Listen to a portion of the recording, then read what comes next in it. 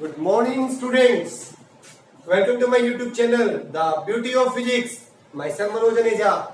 और आज की इस वीडियो में क्या करने जा रहे हैं?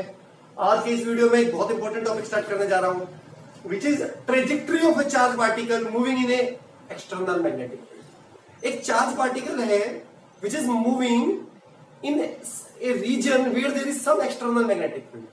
तो ये किस रास्ते पे चलेगा? ट्रेजेक्ट्री हमें पता है सेकंड यूनिट क्लास 11 से, the path followed by projectile. और प्रोजेक्टाइल हमने पढ़ा था, यहाँ प्रोजेक्टाइल की बात नहीं हो रही, चार्ज पार्टिकल इज मूविंग. तो किस रास्ते पे चलेगा? ट्रेजेक्ट्री का एक्सप्रेशन आज मुझे निकालना है. क्या होगी इसकी ट्रेजेक्ट्री? इस कॉन्सेप्ट को करने से पहले बस एक छोटा सा कॉन्सेप्ट आपको क्लियर होना चाहिए, उसे ब्रीफली मैं समराइज कर देता हूं. एक चार्ज पार्टिकल है, charge particle which is moving with velocity v, which is moving with velocity v in external magnetic field B. Charge particle is moving. We know when charge is in motion, when charge is in motion, it creates a magnetic field. Static charge creates electric field. Charge in motion creates electric field in addition with the magnetic field. तो वो दोनों create करता है. तो ये charge particle है which is moving. तो charge particle की अपनी मैग्नेटिक फील्ड होगी और एक ऐसे रीजन में मूव कर रहा है, एक ऐसे रीजन में मूव कर रहा है जहां पर एक्सटर्नल मैग्नेटिक फील्ड है. B is external. तो चार्ज पार्टिकल की अपनी magnetic field due to its motion and external will interact. When fields interact a force is exerted on this particle, charge particle. तो how much force? Q V B sin theta. This much amount of the force, and this force depends on the angle between the velocity vector and magnetic field vector. ये force किस पे depend करता है? Velocity और magnetic field के बीच में कितना angle है. If this velocity is parallel to the field, theta will be 0, sin 0 is 0, force will be 0. If this theta is charge particle moving anti-parallel, field तो ऐसे एक्सटर्नल, charge particle ऐसे जा रहा है, theta will be 180, sin 180 is again 0, force will be 0. So whenever the charge particle is moving parallel or anti-parallel to external field, it doesn't experience any force. Okay. If theta is 90, we know the value of sin is maximum at 90 degree. Maximum value is 1. तो force experience will be maximum. तो situation क्या होगी? theta 90 कब बनेगा? theta 90 बनेगा इस case में. Charge particle इधर आ रहा है और मैग्नेटिक फील्ड इधर है. तो when velocity and magnetic field are mutually perpendicular to each other, then maximum force is experienced. Maximum force is experienced.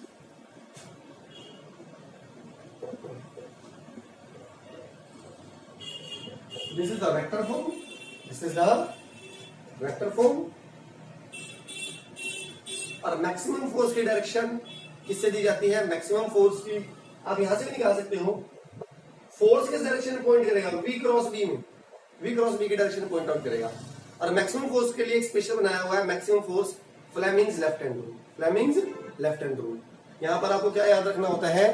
जैसे वो है ना CBI, crime branch of investigation, ऐसे यहां है FBI. F लेफ्ट हैंड है, देखिए मेरा लेफ्ट हैंड है ये. Force, thumb points the direction of force. This is the index और first finger, external magnetic field. This is I, current.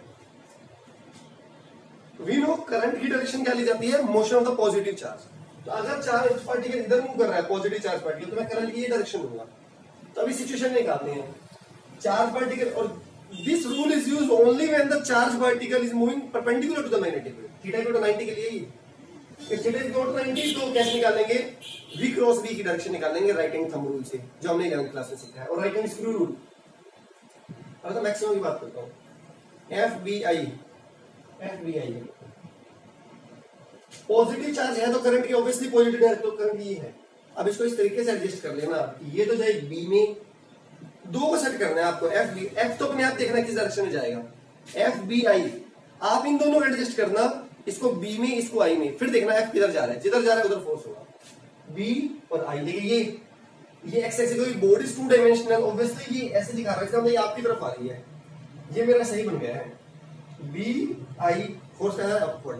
तो इस पे maximum force will be experienced along the Z axis, along the Z axis. तो थोड़ा सा basics मैंने करवा दिया है. वैसे इसके लिए ऑलरेडी मैंने वीडियो बनाया हुआ है, कंप्लीट ओरस्टेड एक्सपेरिमेंट. और ये वाला कॉन्सेप्ट लिंक उस वीडियो का इस वीडियो का डिस्क्रिप्शन में डाल दिया, वहां से देख सकते हैं अगर इंटरेस्टेड है। तो आज स्टार्ट करते हैं, आज जैसे टेस्ट हो गए हैं।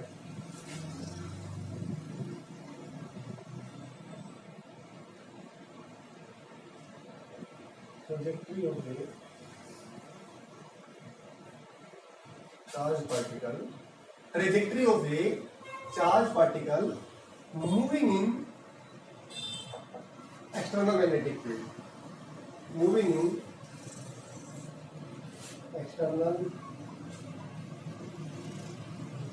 magnetic, ठीक है।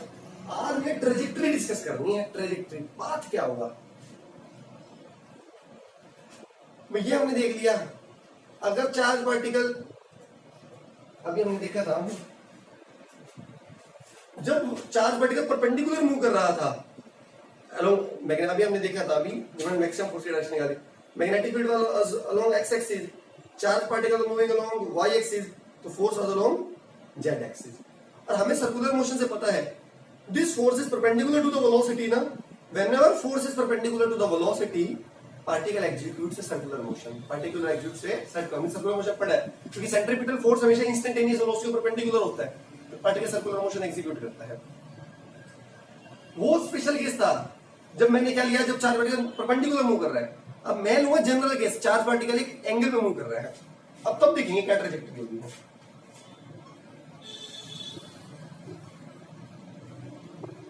अगेन मेरा वही concept, this is my X axis, this is my Y axis, this is my Z axis. ये बोर्ड में एक्स वाई और जेड कहा रहा है आपकी तरफ, ये है जेड, तो बनाएंगे ऐसे।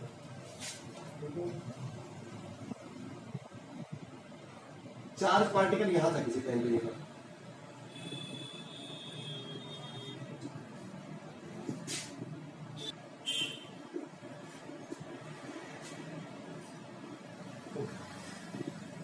हाँ, ये है velocity vector. Again external magnetic field is along x axis,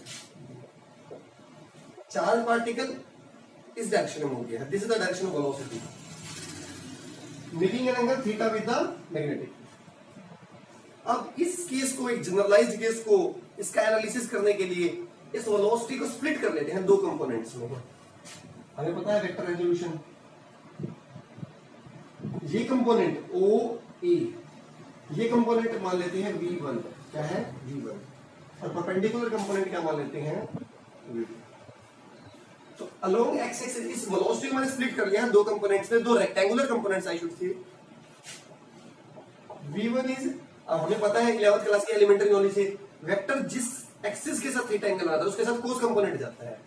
V1 is V cos theta,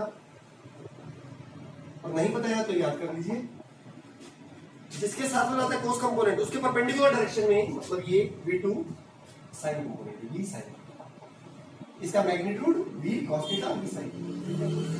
तो अब हमने इस वेलोसिटी को स्प्लिट कर डाला दो कंपोनेंट्स में, इस वेलोसिटी स्प्लिट कर दिया। अब इन इंडिविजुअल कंपोनेंट्स देखते हैं। अब मतलब ये वेलोसिटी तो हो गई स्प्लिट, खत्म हो गई। अब दो कंपोनेंट, अब हिसाब से दो पार्टिकल बन गए सीधी बात, एक इस वेलोसिटी से मूव कर रहा है और एक ऊपर मूव कर रहा है। अब हमने कंप्लीट वेलोसिटी स्प्लिट कर दिया, तभी समझ लो वो वेलोसिटी खत्म।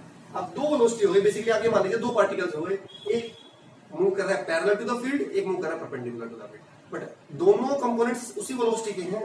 तो बाद में सुपर इंपोज करवाऊंगा, तो ये कंपोनेंट्स आए कहां से, इसको रिजोल्व तो किया आपने। अब ये देखिए, जो ये कंपोनेंट है, ये वाला कंपोनेंट है V1, this is component is parallel to the field. तो जब चार्ज पार्टिकल, ये कंपोनेंट है एक ऐसा वेलोसिटी का component which is parallel to the field, तो V1 और B के बीच में कितना एंगल है, 0। हमने डिस्कस किया था थीटा इक्वल टू 0 के लिए नो फोर्स इज एक्सपीरियंस्ड। तो इस कंपोनेंट की वजह से कोई फोर्स एक्सपीरियंस नहीं होगा, कि चार्ज पार्टिकल इस कंपोनेंट, जो ये वेलोसिटी कंपोनेंट है, this is parallel to the field. और जो V2 कंपोनेंट है along y axis, this is perpendicular to the field. अभी मैंने डिस्कस किया था, when velocity is perpendicular like V2 to magnetic, maximum force is experienced। तो ये जो चार्ज पार्टिकल मूव कर रहा था ना विद वेलोसिटी v, वो इस कंपोनेंट की वजह से तो कोई फोर्स एक्सपीरियंस नहीं करेगा, और अपने इस कंपोनेंट की वजह से मैक्सिमम फोर्स एक्सपीरियंस करेगा, F max Q V। जो ये कंपोनेंट है, कितना कंपोनेंट है, V2 V। साइन थीटा नहीं लिखा क्योंकि साइन 90 डिग्री और sine 90 is 1, this is maximum force Q V to B. और अभी हमने डिस्कस किया है दिस कंपोनेंट ऑफ फोर, तो डायरेक्शन कौन सी होगी निकाल लो, एफ बी आई। बी और आई आपके हाथ में है, ये देख लो, बी एफ बी, बी जा रहा है एक्स एक्सिस, आई जा रहा है ऑब्वियसली पॉजिटिव चार्ज पार्टिकल लिया है, तो करंट की डायरेक्शन ऊपर होगी, अंदर force along negative z axis, positive आपकी तरफ आ रही है अंदर की तरफ, तो force is exerted along the negative z axis, along the negative z axis. और again force is perpendicular to V2 component. So when force is perpendicular to the velocity, it provides a centripetal force. It provides a centripetal force.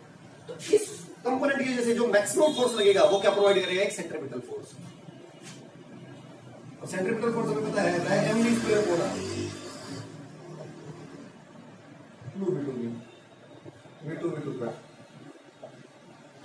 v2 equal to 2br upon 10। मुझे तो r निकालना है ना, question है आपको v पता है तो v2 भी पता है, ऑब्वियसली v sin थीटा भी पता है आपको, मुझे तो r निकालना है, v2m upon 2b, r is equal to, आगे पीछे लिख लीजिए, m v2 की वैल्यू पुट कर दो, v sin theta mv sin theta upon 2। तो जिस सर्कुलर पाथ में मूव करने की कोशिश करेगा अभी बता रहा हूं, सर्कुलर पाथ एग्जीक्यूट नहीं करेगा, क्योंकि केवल एक कंपोनेंट नहीं, ये कंपोनेंट भी तो था। अभी देखेंगे इस कंपोनेंट की वजह से क्या ट्रेजेक्टरी होगी, और रिजल्टेंट ट्रेजेक्टरी क्या होगी, दोनों को सुपर इंपोज करवाएंगे, क्योंकि उसके पास ये कंपोनेंट भी है, उसके पास ये कंपोनेंट भी है। हाँ, अगर चार्ज पार्टिकल के पास ये कंपोनेंट ना होता, केवल परपेंडिकुलर ही मूव कर रहा होता, अगर ये वेलोसिटी खुद ही परपेंडिकुलर हो जाती, जैसे मैंने यहाँ पे केस लिया था सबसे पहले स्टार्टिंग में, अगर चार्ज पार्टिकल ओरिजिनली ही मूव कर रहा होता तो ऑब्वियसली प्योर सर्कुलर मोशन होता। बट यहाँ इस एक कंपोनेंट की वजह से सर्कुलर पाथ में मूव करने की कोशिश करेगा विद रेडियस इज। फ्रीक्वेंसी निकाल लेते हैं बेटा, फ्रीक्वेंसी होता है 1 अपॉन टाइम पीरियड। और टाइम पीरियड क्या होता है, एक रिवॉल्यूशन को पूरा करने में लिया गया समय, एक रिवॉल्यूशन को पूरा करने में लिया गया समय। तो टाइम पीरियड को हम पुट कर सकते हैं, सर्कुलर पाथ में एक रिवॉल्यूशन डिस्टेंस कितना हो जाएगा, 2 पाई आर अपॉन स्पीड, किस स्पीड से घूम रहा था सर्कुलर पाथ, कौन से कंपोनेंट दिया था, V2 पर भेजना 2 पाई आर, V2 की वैल्यू डालो, कहाँ V2 डालो, V sin थीटा, R की वैल्यू डालो, यहाँ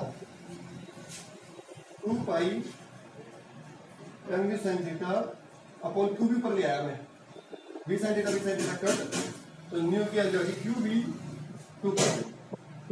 ये देखो यहाँ से एक बढ़िया रिजल्ट आया है, Q upon m, this is called specific charge, charge upon mass ratio is called specific charge. Frequency depends on the charge to mass ratio and external magnitude of external magnetic field and magnitude of external magnetic field। ये velocity पे तो independent आ गई है, velocity पे independent आ गई है, तो frequency केवल चार्ज टू मास रेशियो और एक्सटर्नल मैग्नेटिक फील्ड पे डिपेंड करती है, वेलोसिटी और एंगल ऑफ इंक्लिनेशन पे डिपेंड नहीं करती।